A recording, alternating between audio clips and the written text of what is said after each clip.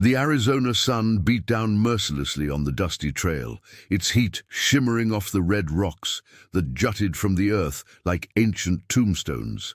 Sarah, though she didn't know that was her name, stumbled forward on unsteady legs, her worn boots kicking up small clouds of dust with each labored step. The baby in her arms whimpered softly, sensing his mother's distress. Her dress, once a soft blue cotton, was now stained with dust, sweat, and the evidence of days spent wandering without direction. The fabric clung to her thin frame, and her auburn hair hung in tangled strands around a face marked by exhaustion and confusion. In her free hand, she clutched a folded piece of paper, a letter that felt as essential to her survival as breathing, though she couldn't remember why. The landscape around her was unforgiving, vast expanses of scrubland dotted with sagebrush and prickly pear cactus, broken only by the occasional twisted Joshua tree reaching toward the cloudless sky. The mountains in the distance wavered like mirages, offering no comfort, no sense of home or direction. She had been walking since dawn, though she couldn't recall where she'd started. Her memories were like smoke, present one moment, gone the next. She knew the baby was hers, that much felt certain in her bones, but everything else was a vast, terrifying blank. "Mama needs to rest, little one," she whispered to the infant, her voice hoarse from thirst. The baby's dark eyes, so like her own, looked up at her with trust that broke her heart. How could she protect him when she didn't even know her own name? As the afternoon sun reached its peak, her legs finally gave out. She collapsed near a small spring that bubbled up from between two large rocks, the sound of trickling water the most beautiful thing she'd heard in days. With trembling hands, she cupped the cool water and drank deeply, then gently wet the baby's lips. The letter in her hand had become damp with sweat and tears, but she dared not unfold it again. She'd read it so many times, the words were burned into her mind, though their meaning remained frustratingly elusive. "My dearest Sarah, if you're reading this, then something has happened to me. Take our son and go to my brother in Tucson. His name is William Hayes, and he runs the Mercantile on Main Street. Tell him Thomas sent you. He'll take care of you both. You are stronger than you know, my love. Trust your heart. It will lead you home. Forever yours, Thomas." Thomas. The name stirred something deep in her chest, a flutter of recognition mixed with profound loss. But who was Thomas? And who was William Hayes? Was Tucson where she was supposed to be going? The baby began to cry, a thin, hungry wail that cut through her like a knife. She had no milk to give him, no food, no idea how to reach this mysterious Tucson or find this William Hayes. Despair washed over her like the heat rising from the desert floor. That's when she heard the sound of horse hooves on the hard-packed earth. She looked up to see an older man approaching on a weathered brown horse. He wore the practical clothes of a working cowboy. Dusty pants, a faded blue shirt, and a hat that had seen better days. His face was deeply lined from decades under the sun, but his eyes were kind, the pale blue of a winter sky. He dismounted slowly, favoring his left leg, and approached cautiously. "Ma'am, you all right there?" She tried to speak, but only managed to whisper. I don't know." The cowboy, who would later introduce himself as Sam Mitchell, knelt beside her, taking off his hat to reveal thinning gray hair. "You look like you've been traveling hard. When's the last time you ate something?" She stared at him blankly. I can't remember." Sam's weathered face creased with concern. He noticed the letter clutched in her hand and the way she held the baby protectively against her chest. "Mind if I ask what brings you out here alone with a little one?" Tears began to slide down her dusty cheeks. "I don't know who I am. I have this letter, but I can't remember anything." Sam studied her for a long moment, then gently extended his hand. "May I see that letter, miss? Might be it has some answers." With shaking fingers, she handed him the precious piece of paper. Sam unfolded it carefully and read, his expression growing more serious with each line. When he finished, he looked at her with something like recognition dawning in his eyes. Thomas Hayes, he said quietly. I knew Thomas Hayes. Her heart stopped. You did? Good man. Worked the silver mine up near Prescott, married a sweet girl from back east must be 3 years ago now. He looked at the baby, then back at her. You'd be Sarah then. The name hit her like a physical blow. Sarah. It felt right. Felt like coming home after a long journey. Sarah, she repeated, tasting the word. Sam's face had grown grim. Mum, Sarah, I hate to be the one to tell you this, but Thomas, there was an accident at the mine about 6 weeks back. Cave-in, Thomas and 4 other men. They didn't make it out. The world tilted around her. She felt herself falling backwards, but Sam caught her arm, steadying her. The baby began crying again, but the sound seemed to come from very far away. I'm sorry, miss. I truly am. Thomas was a good man. Through her tears, fragments began to return, a face with kind brown eyes and gentle hands, the sound of laughter echoing through a small cabin, the feel of strong arms around her as their baby moved in her womb. Thomas. Her Thomas.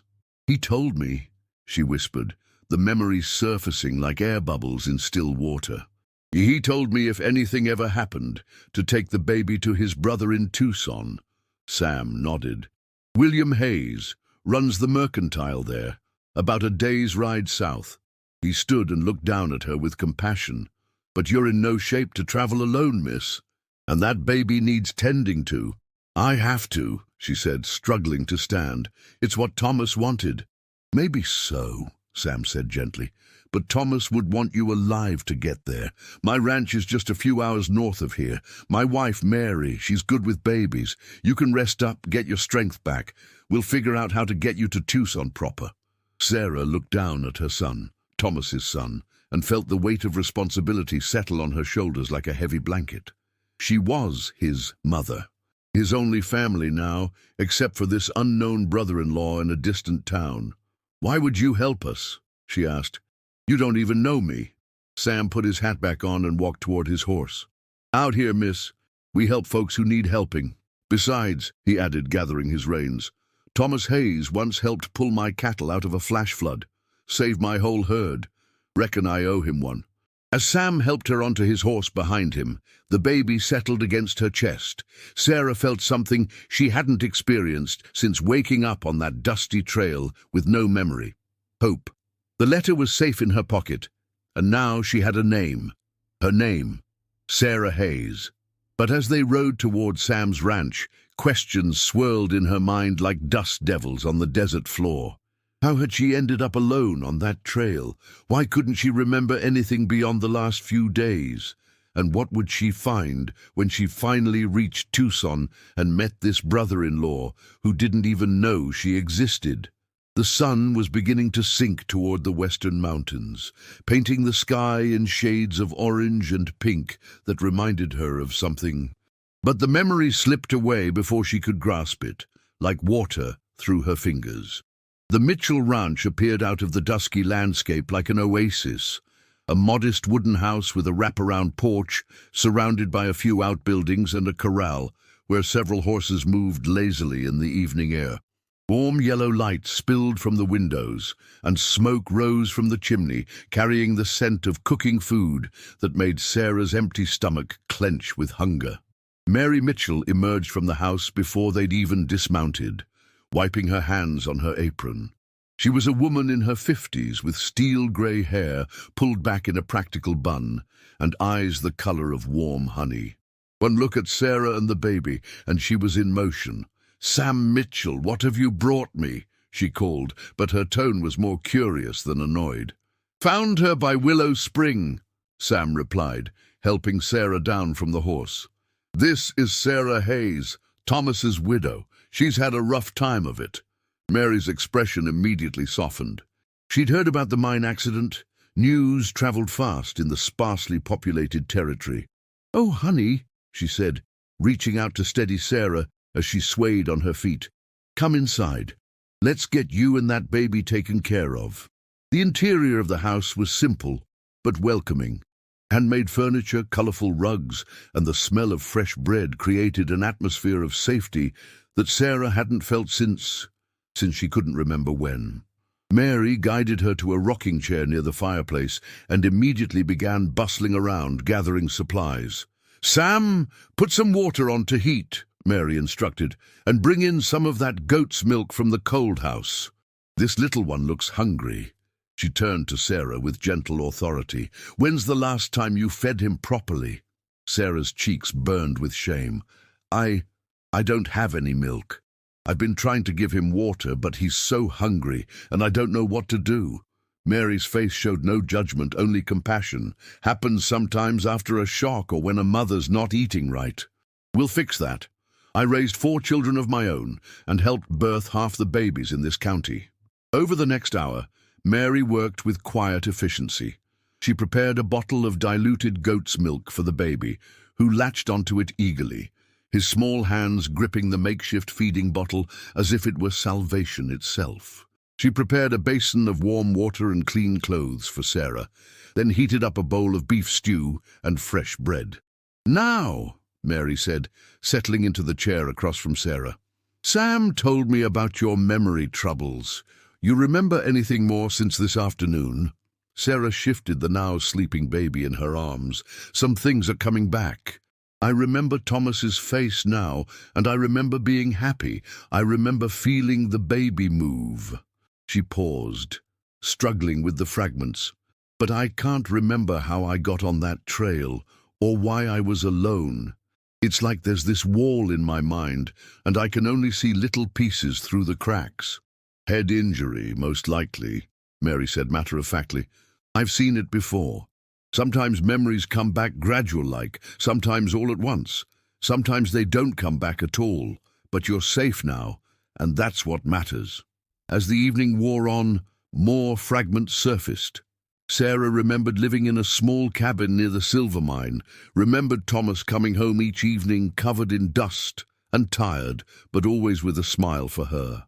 She remembered the fear that gnawed at her every day he went down into those dark tunnels, and the way he'd hold her close and promise he'd always come home to her.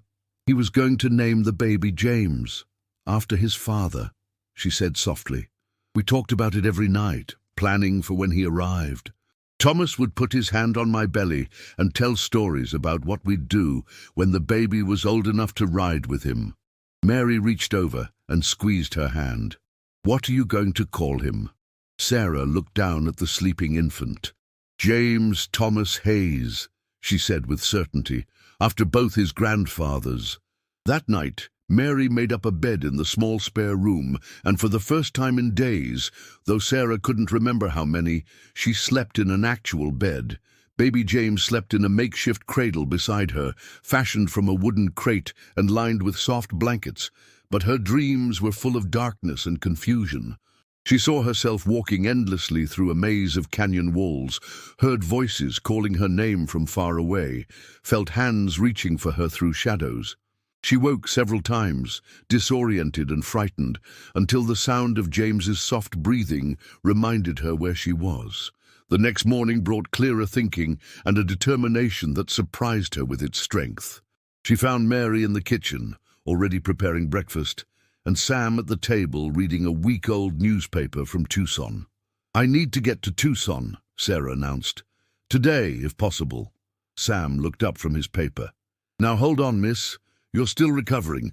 Might be better to wait a few more days. Make sure you're strong enough for the journey."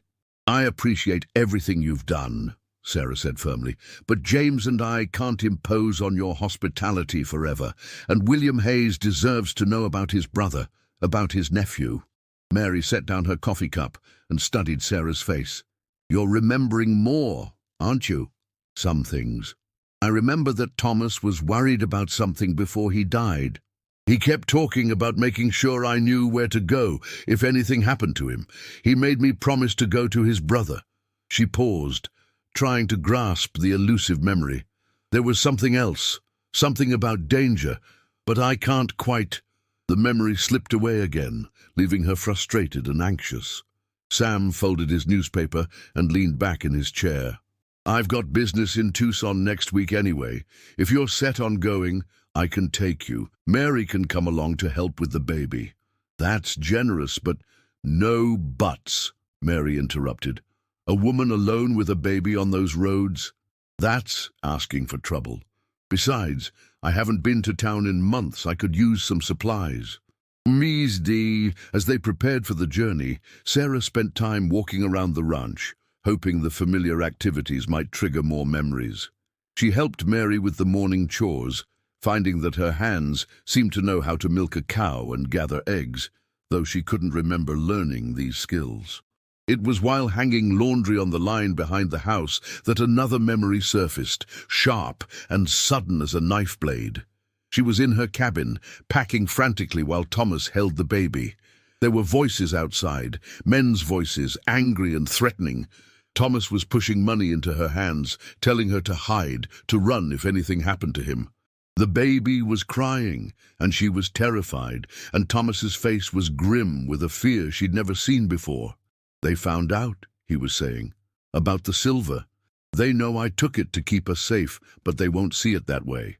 If something happens to me, take James and go to William. Don't trust anyone else. The memory ended as abruptly as it had begun, leaving Sarah standing by the clothesline with a wet shirt in her hands and tears streaming down her face. "Sarah?" Mary's voice came from behind her. "Honey, what is it?" "I remember," Sarah whispered. "I remember why we had to run." That evening, as they planned the route to Tucson, Sarah shared what she'd remembered. Sam's face grew increasingly serious as she described the men who had come to their cabin, the fear in Thomas's voice, and his cryptic warning about the silver. "Sounds like Thomas might have discovered something at the mine that some folks didn't want discovered," Sam said grimly. "Silver claims can make men do terrible things, especially if there's more ore than what's been reported." "But what does that mean for Sarah and the baby?" Mary asked. Sam was quiet for a long moment. "Might mean there's folks who wouldn't be too happy to see Thomas's widow turn up alive, especially if she knows anything about what he found." Sarah felt a chill that had nothing to do with the desert evening air.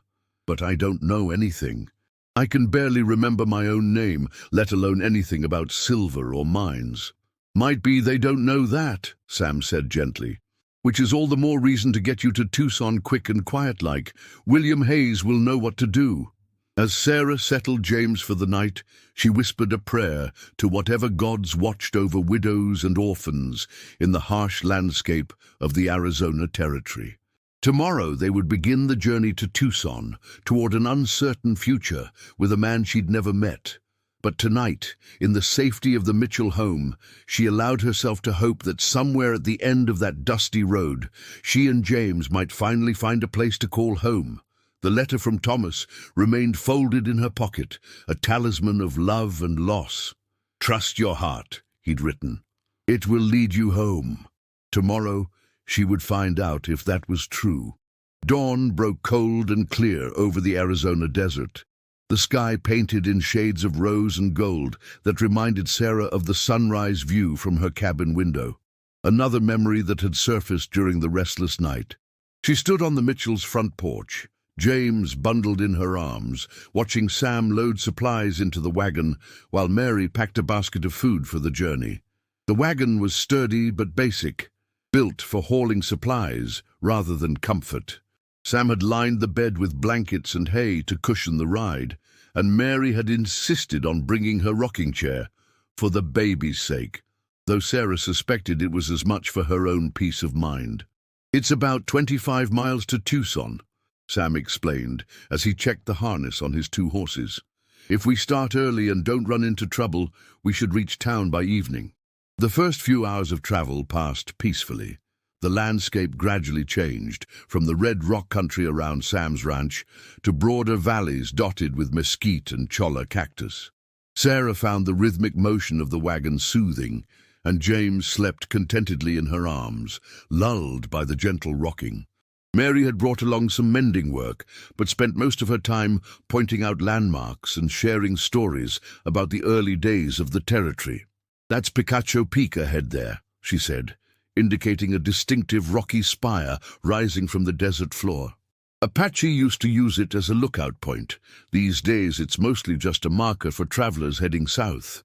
As they travelled, Sarah found more memories returning, triggered by the familiar sights and sounds of the desert.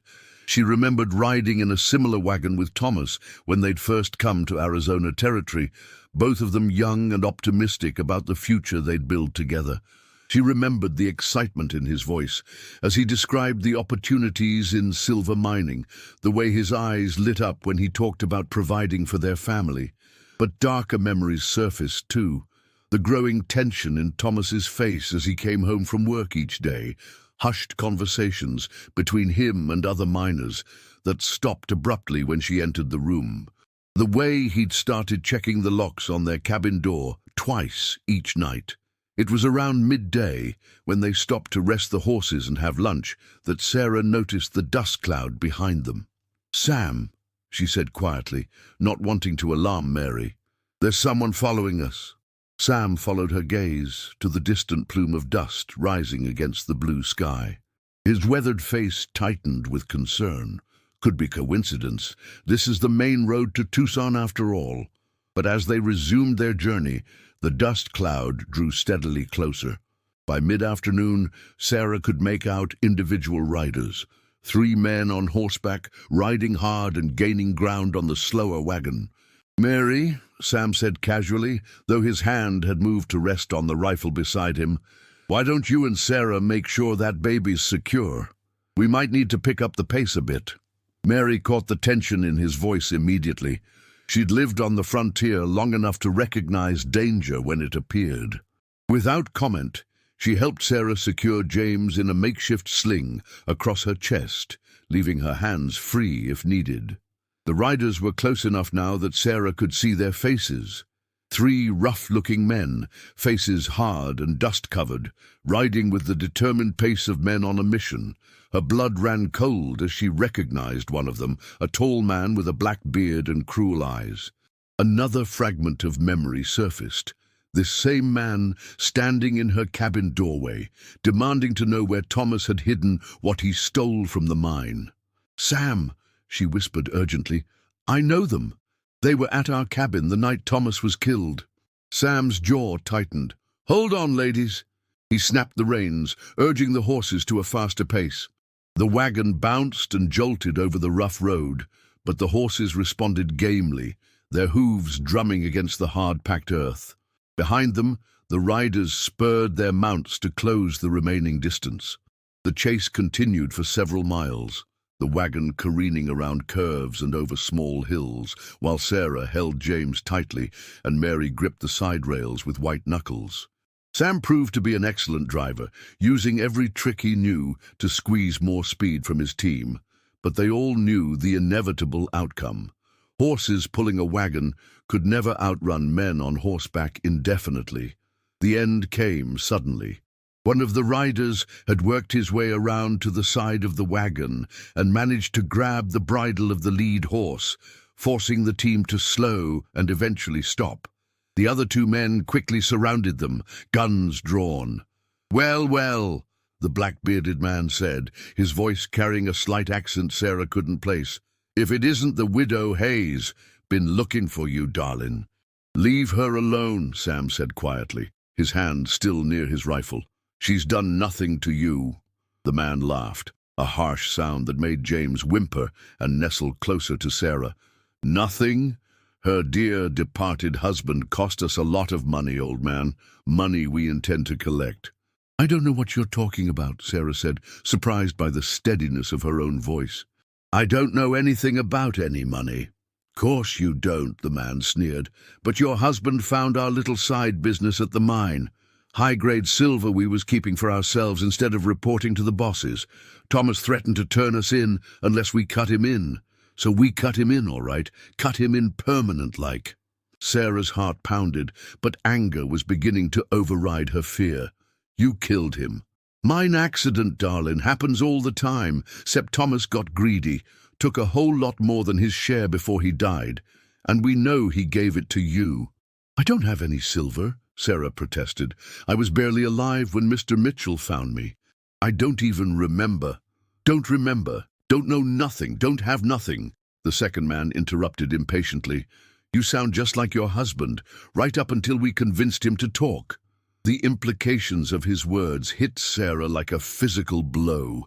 They'd tortured Thomas before they killed him. Her gentle, loving husband had died in pain because of these men's greed. But before anyone could react further, the sound of approaching hoofbeats came from the direction of Tucson. A group of 6 riders appeared over the nearest rise, moving fast and riding in the organized formation of a sheriff's posse. The black-bearded man cursed and looked around wildly. "This ain't over, widow. We'll find what your husband hid, with or without your help." The 3 men spurred their horses and rode hard toward the east, disappearing into a maze of arroyos and rocky outcroppings just as the posse reached the wagon. The leader of the group was a man in his 40s with a silver star pinned to his vest and intelligent brown eyes that missed nothing. "Sheriff William Carson," he introduced himself.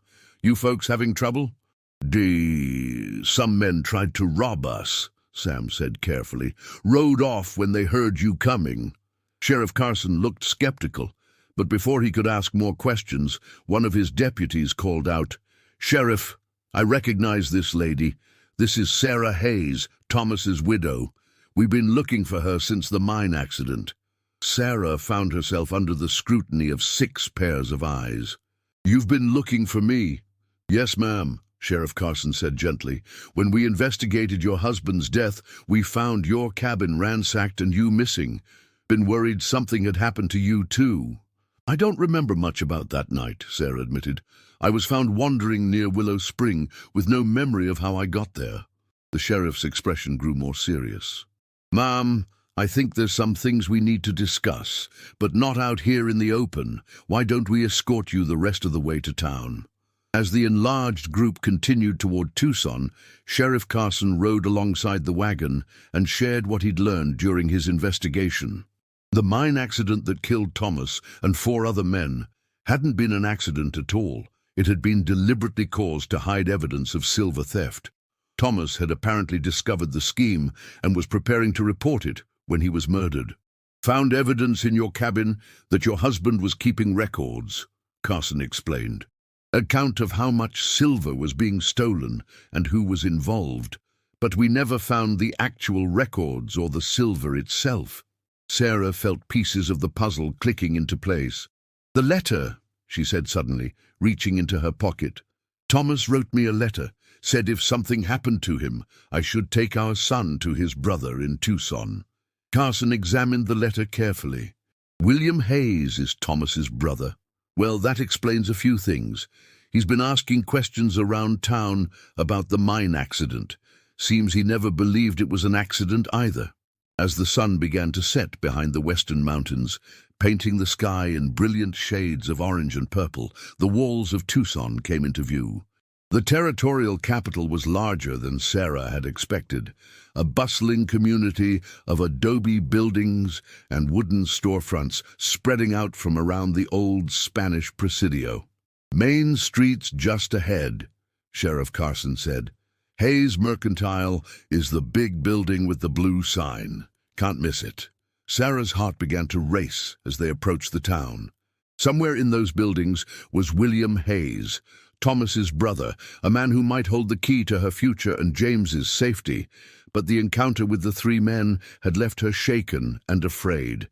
They'd killed Thomas for silver he'd hidden, silver they believed she now possessed. The truth was, she still couldn't remember what had happened to any silver or records. But if those men were willing to kill for it once, they'd surely kill again. And next time, she might not be lucky enough to have a sheriff's posse arrive just in time. As the wagon rolled down Tucson's main street, Sarah held James closer and wondered what new dangers and what new hopes awaited them in this frontier town. Thomas's letter had promised that his brother would take care of them.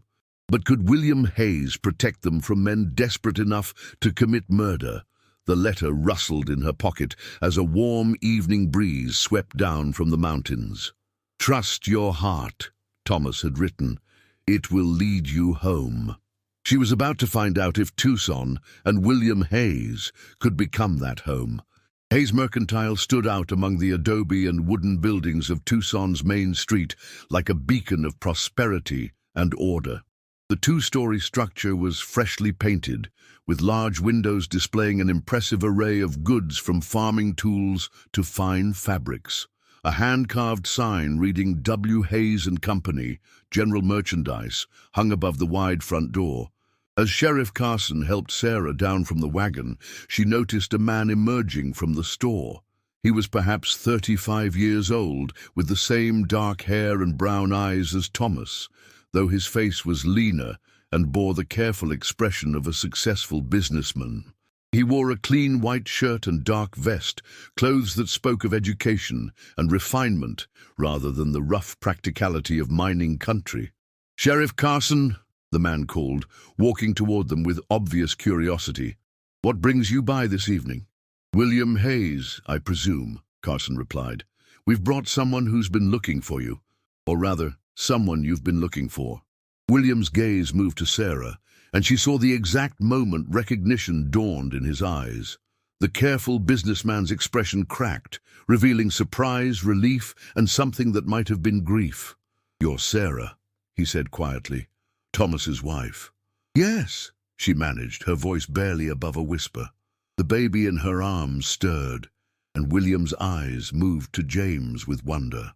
"And this is—" William's voice trailed off as he stared at the infant.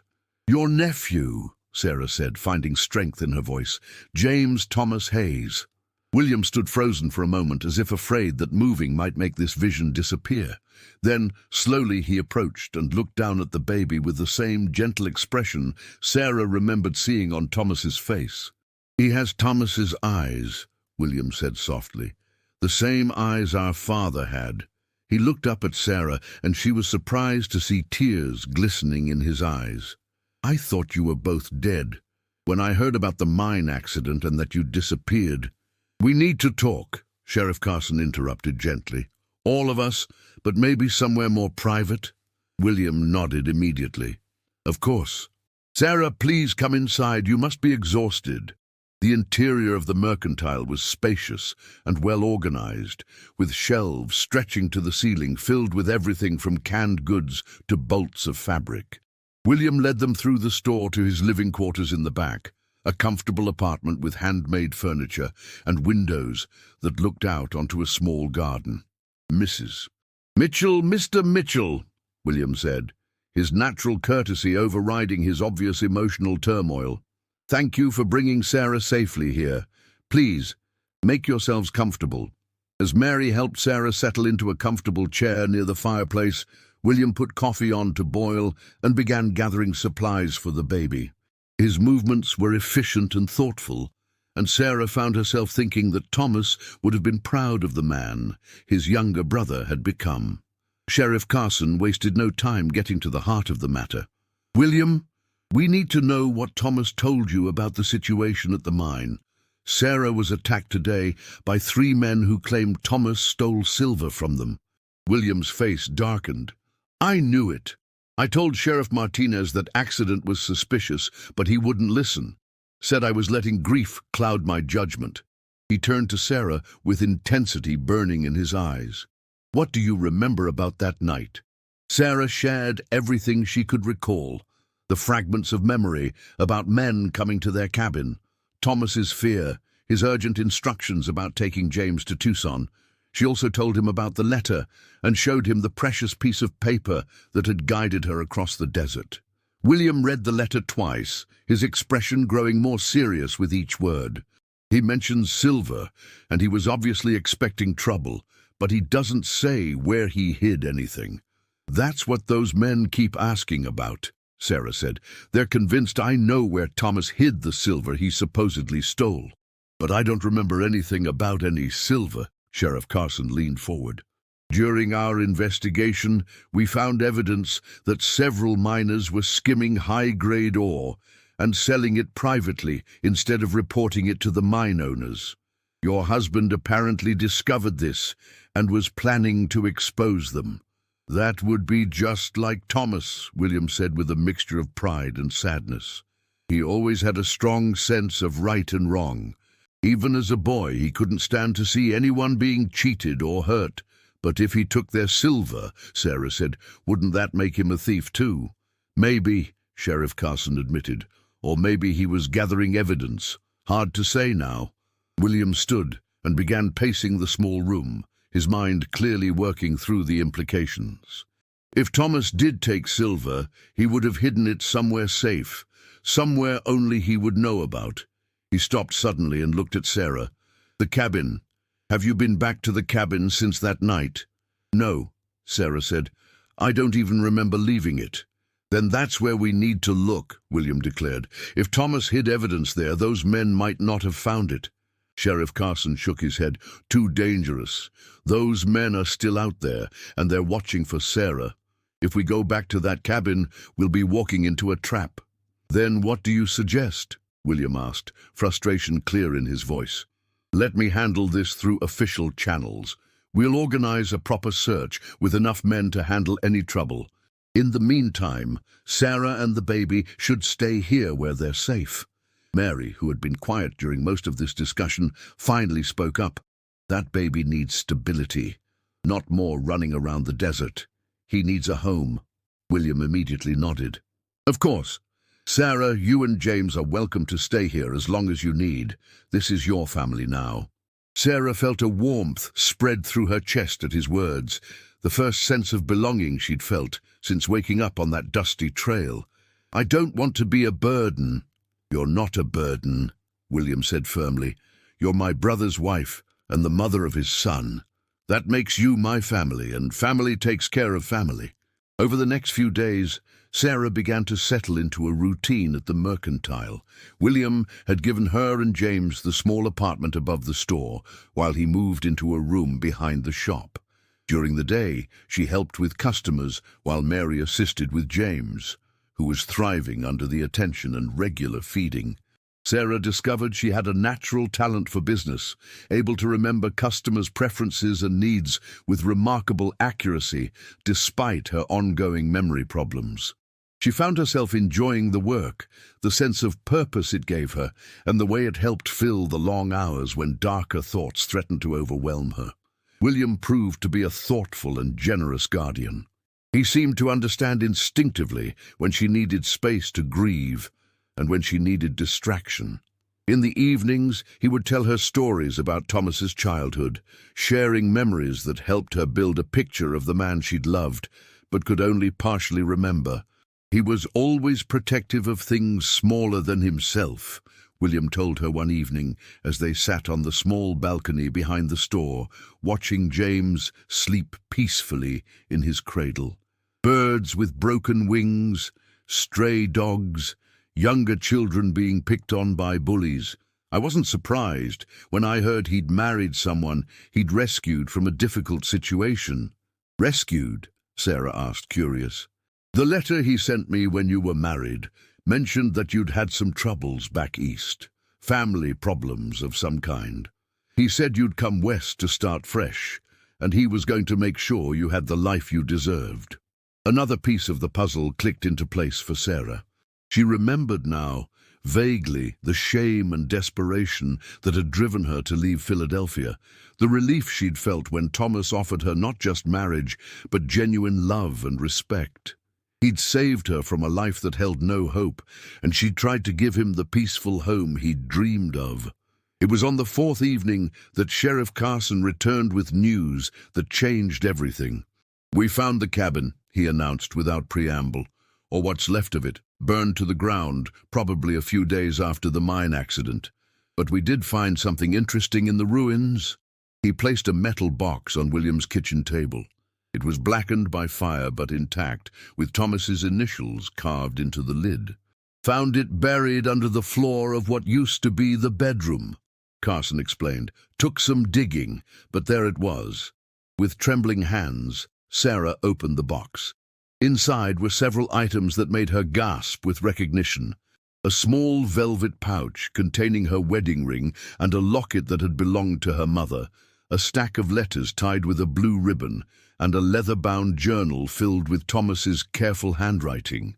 But most importantly, There was a detailed map showing locations throughout the mine where silver ore had been hidden, along with a complete record of names, dates, and amounts stolen. At the bottom of the journal, Thomas had written a final entry dated the day before his death. "If anything happens to me, this evidence should be enough to see justice done. The silver is hidden in the old Esperanza mine shaft, 2 miles north of town. I've taken only what was needed to ensure Sarah and the baby would be provided for if the worst happened. The rest belongs to the rightful owners. May God forgive me for what I've had to do, but I couldn't let those men destroy any more lives. T.H." Sheriff Carson read the entry aloud, then looked up at the assembled group. "Ladies and gentlemen, we have everything we need to bring those murderers to justice." Over the following weeks, the wheels of territorial justice turned swiftly. The 3 men who had killed Thomas and terrorized Sarah were arrested and charged with murder, theft, and conspiracy.